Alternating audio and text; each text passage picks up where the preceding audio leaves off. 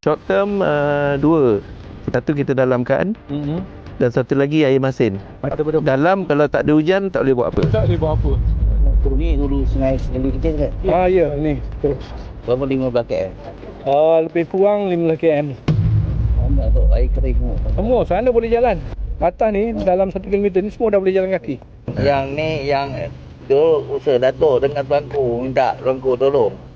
Yang apa mesin tu, nyah tu. Penyelesaian permanent yang betul-betul permanent adalah sama ada dua choice. Daripada Lebang kita ambil air treated water. Yang lebih cepat sebenarnya kita kalau tap off daripada pipe Petronas. Air daripada tadi kita boleh kena Air daripada sungai air masin. yang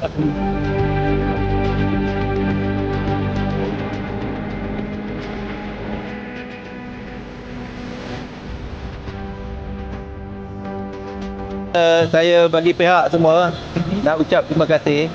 Memang semua dah berusaha. Hanya masalah kita antara lain ialah soal tak ada hujan.